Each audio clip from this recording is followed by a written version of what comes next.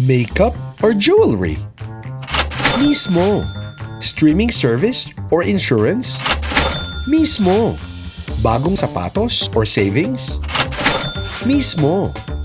Ang inyong friendly gabay tungo sa mabuti at secure na kinabukasan.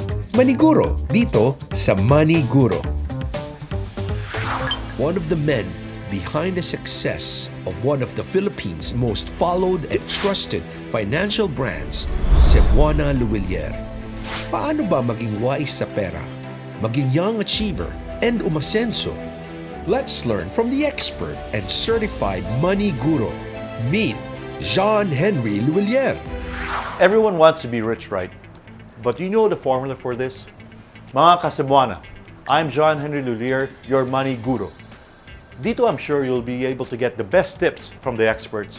Dahil dito we are your guru. We give friendly advice that you can use in your journey to success. Money Guro dito sa Money Guro.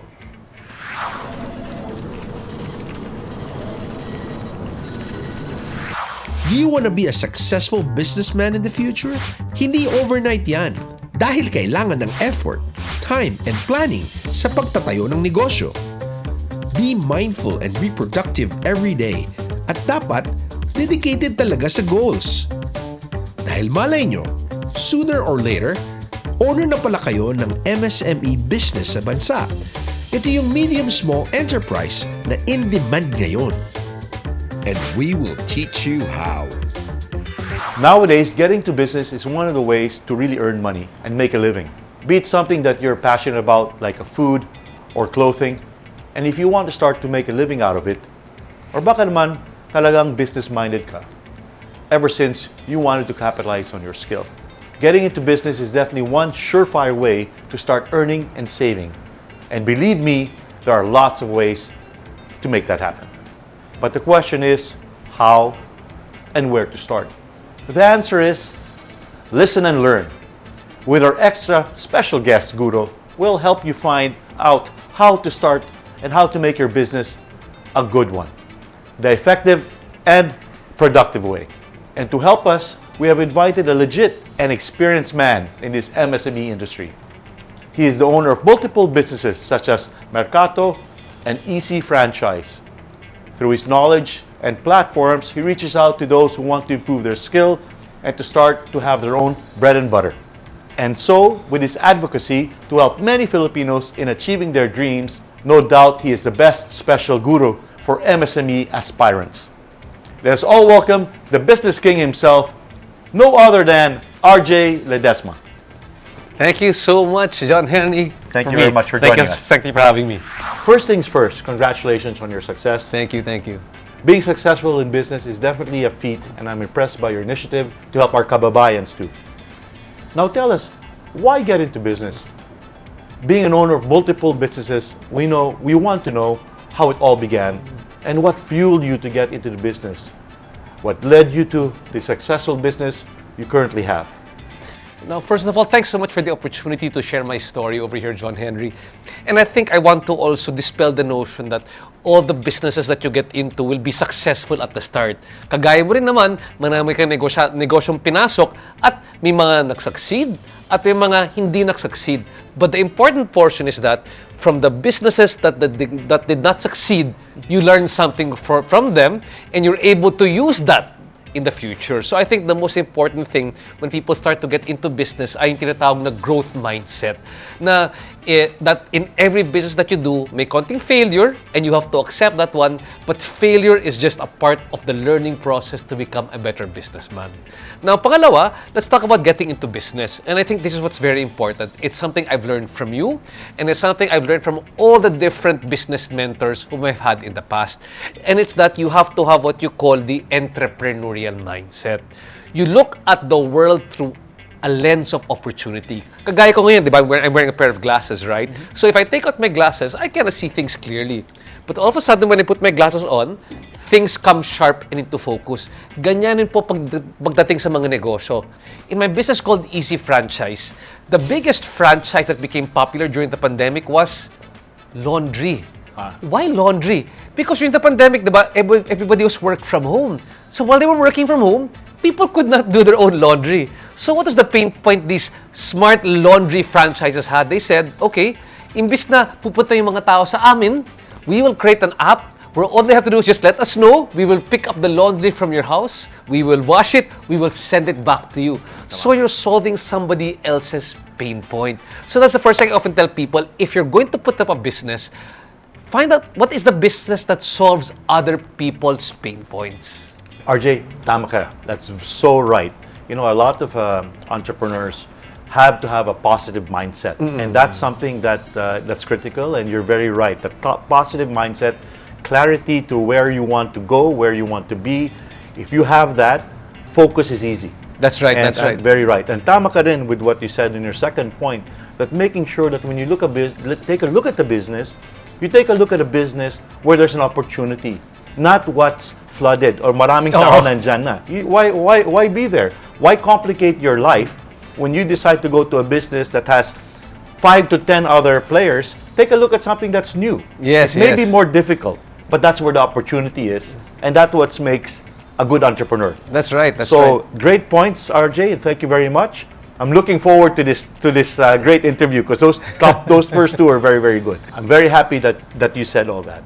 Seb, and actually nowadays a lot of people are getting into or want to get into business talaga, and I'm sure not everyone will have a smooth journey nor a fast one to make their business successful. Now, with regards to how do we begin planning, what are the factors that are important to be considered in choosing your particular business? Okay, there are two things which I want to bring up. Number one is the idea of what I call the secret sauce. And number two is a concept I got from yung mga tech startup businesses, what they call MVP or minimum viable product. So yung una, let's talk about secret sauce. When we talk about businesses, di ba, like, kunyari, kakain ka sa isang fast food restaurant, fried chicken, you want to eat there. There's a very popular fried chicken place that you go there because what do you love about it that it doesn't have in other places? Yung gravy. Yung masarap yung gravy. So, inuulam yung gravy, ilalagay sa kanin, di ba? Because they have a secret sauce which only they can create and nobody else can do. Now, the second thing I want to talk about is yung tinatawag na minimum viable product. There is no such thing as a perfect start for the business. You won't have the complete set of resources. You won't have the complete set of skills. What's important is that you launch the product in the first place. But don't put all your money in. What you do is you launch what you call yung MVP, minimum viable product. I-testing mo muna, di ba? Like sa pagkain, I often tell my people, don't buy all the ingredients, don't buy all the equipment. Test mo muna. Masarap ba? Magugustuhan ba ng mga tao yan? Then, habang ginagawa mo, ayusin mo. Di ba? Ayusin mo yung recipe mo, ayusin mo yung lahat, yung presyo mo. Oftentimes, sinasabi ng entrepreneur, di ba? It's not ready, aim, fire. It's ready, fire, aim, fire, aim, fire, aim. Di ba? Before you finally get things going. So, mag-MVP ka muna. And then, you learn along the way. Kasi, like I was telling you earlier, yung growth mentality, growth mindset, you will really fail. But the thing is, if you built it into your model, kung may MVP ka, alam mo talaga na mag-fail ka, but the point is, you're really there to fail para matuto ka on the way you iterate, or sinasabi, it's not, you pivot. Para little by little, inaayos mo yung produkto mo until finally you get the right product out in the market. And when you see may hatak na, may engagement na, marami ng tumatangkilik, that's when you invest behind it. The energy I feel with RJ is what entrepreneurs should have. Yes, energy that's wanting to do business, wanting to do it right, yan yung dapat gawin. Thank you. You know, with an MVP, just to try to simplify, yes, it's creating that product. But you know what? We should take a look at it. It's also what is an MVP, your most valuable player. Yes. And yes. an MVP really, you know, as Filipinos, we love basketball and volleyball, and it's usually your MVP who is your secret sauce to success. Yes. And that is something that, just to frame it in that framework rather, we take a look at an MVP as your secret sauce, your secret player, and you have to focus on something that's going to make you different from the rest. Always. So again, great point, and that's something that us entrepreneurs really look for. Now let's get it down to the important bolts. When it comes to settling down on one concept of your business, do you think dapat sumabay sa uso ng isang business? And can you give us 3 kinds of possible businesses that the younger generation can start off even at a very young age. So, having said that, importante pag trends, what you will look, what you do what you call the low hanging fruit. Anong kaya mo sa budget mo? So, kunyari, you can always start off with food. Food is easiest for the younger generation to start off with. I'm guessing food is good, no? But after the food, try to find out what can you do specifically about that specific food that you can be passionate about, or something that you are, may pain point ka about when it comes to food that you can do a bit different, and then tweak it. After that one's done, maybe after aside from food, another thing that people can also do nowadays. Products are good. Services are also good. You can be great content creators, diba? So people nowadays, they are able to, become their own content creator. You find what industry you can be passionate about and talk online that eventually you can have people, you can monetize by people advertising on your site or bringing products to you, diba? So you make yourself a product. Like myself, sometimes I have to make myself a product because people like, you're an entrepreneur, can you help endorse my product? Can you help sell my product? And the next one, to make things a bit more sustainable, and what I've just been seeing and I'm impressed by, are people creating their own products. Sometimes the content creator, they take it one step further. They are the content creators and they also create their own products. Noon, may marami dyan ngayon na nakikita mo online. Noon, nagme-makeup review. Ngayon, may sariling makeup na. Because like you said, they just contact directly yung tinatawag na toll manufacturers yung gumagawa ng produkto. So, very interesting ways that we never thought of nung time natin kung paano gumawa ng negosyo. Kayang-kaya ngayon. So, ang daming pwede natin gawin. There's so many options. And again, options are good. At least we have that. And to take a look at it, Philippines is, I think right now, the 11th most populous country in the world, almost 110 million people. And let's take a look at India. India's growing to be soon a quote-unquote super economic power. And again, large-scale number of people, large opportunity to offer products and services. So we should take a look at how Indian entrepreneurs are doing it. We can just replicate. And you said, maraming content dyan on the web. A lot of YouTube links, a lot of items on Facebook. Again, our friend ChatGPT is out there to get information. So again, focusing on products, services that our kababayans can buy, can use, are important. And advantage is, we are 110 million people. Exactly. So there's a lot of products and items that we can do and offer to our kababayans out there. Ang daming, so many ideas. And ideas are good, but you have to put it to action. Exactly. And test. Now, let us know what our Casabuanas are thinking. What do you think is the best business for 2024? Comment down below ang mga sagot nyo, and we will read those during our discussion. RJ, what are the common problems that MSMEs needs to face, and how can they solve it? I think one of the most common is actually good financial housekeeping and getting good financing for their business. So always people realize, sometimes you don't have to start big. You can start small. But even as you start small, dapat may financial discipline yung negosyo mo. Again, like I talked about earlier, like sa food business, pay 1/3 for the cost of your product, the materials, 1/3 para sa utilities and labor, then 1/3 sa profit ninyo. So at least more or less you try to keep that, to be very disciplined when it comes to that one. And like I said earlier on, financial housekeeping, huwag mo kunin yung pera ng negosyo at gamitin para pansarili, di ba? Keep the money in the business that belongs to the business. Now, after that one, there's a lot of things that happen as an entrepreneur. That sometimes the product might not be the product that's ideal for the market, or the service that you're offering is not ideal. It happens to all of us, di ba? John Henry, I'm sure in business, there are times na akala mo, wow, surefire to, gagana to.